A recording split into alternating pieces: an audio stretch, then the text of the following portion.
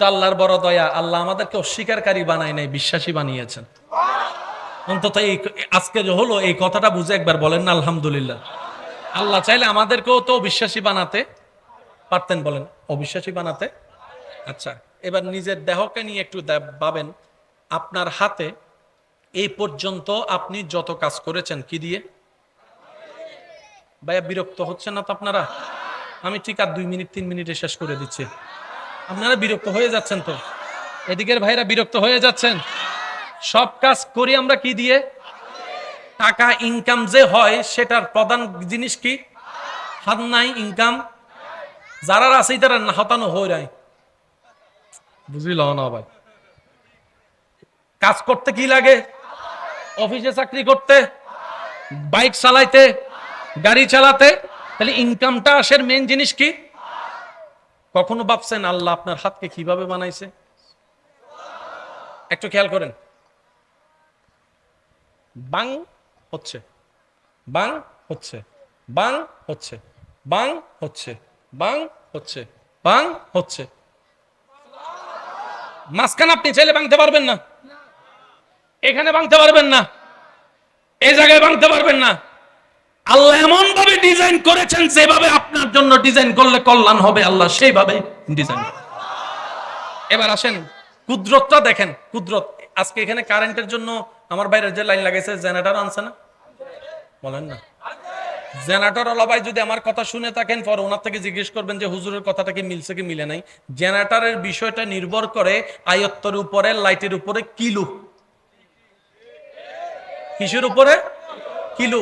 আমার লাগবে 5 কিলো, আমার ভাই যদি 3 কিলো দেয়, লাইট কিরকম করতে হইল? ফারানজার গুফান, ফারানজার গুফান। অনেক মাহফিলে গেলে আপনারা দেখবেন বক্তা যখন একদম চিল্লায় কাছ থেকে কথা বলে, লাইট কি করে? একটু জোরে বলেন না। তখন সবাই চোখ রাঙ্গাই চাই। মাইকলা মাইকলা বাইরে জিজ্ঞেস করেন এখানে ভোল্টেজ আছে না নাই? এখন কত দেখাচ্ছে ভোল্টেজ দেখেন? 215। এটা যদি 205 যায়, কারেন্ট পাইলে উনি সাপ্লাই দিতে পারবে। উনি যদি কারেন্ট পাই, সামনে আছে জিজ্ঞেস করেন, উনি যদি বরাবর কারেন্ট পাই, বোমানের মতো উড়ে ফেলতে পারবে। ওনার দরকার 220, আপনি দিয়ে রাখছেন 180। তাহলে প্রতিটা কিছুর একটা সিস্টেম আছে না নাই? জোরে বলেন না, আছে না নাই? সেজন্য কোনো কিছু হইলে আগে তার সাথে আলোচনা করবেন। দৈর একদম টুসি দুও মারি নই দো বাজে, কারণ ঘটনার পিছনেও ঘটনা। জোরে বলেন না, ঘটনার পিছনেও ঘটনা। আর উনি নিজের ব্যবসা করে মাইক দিয়ে, উনি মাইক খারাপ দিলে ওনার লস হবে, উনি তো চেষ্টা করবে সর্বোচ্চটা দেওয়ার জন্য। সেজন্য কাউকে ভুল বুঝবেন না, একটু মনোযোগ দিবেন। এই পানির বোতলটা আলগানো আপনার বেতন।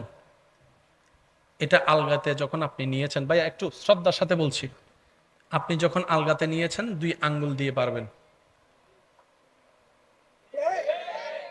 কিন্তু আপনি টেবিল আলগান তো 2 আঙ্গুলে। আল্লাহ কেমন সৃষ্টি করছে দেখেন। আপনি যখন কাজ করবেন, প্রথম জেনারেটর, দ্বিতীয় জেনারেটর, তৃতীয় জেনারেটর, চতুর্থ জেনারেটর। সুবহানাল্লাহ যদি ছোট হয়, আমি বেড়ে যুদ্ধ লাগা দিন দাজি জোরে জোরে হম পড়িব সুবহানাল্লাহ। প্রথম জেনারেটর, দ্বিতীয় জেনারেটর, তৃতীয় জেনারেটর, চতুর্থ জেনারেটর, পঞ্চম জেনারেটর, ষষ্ঠ জেনারেটর, সপ্তম জেনারেটর, অষ্টম জেনারেটর। সেজন্য অনেকে ভারী জিনিস আলগাইলে কোমর ব্যথা করে।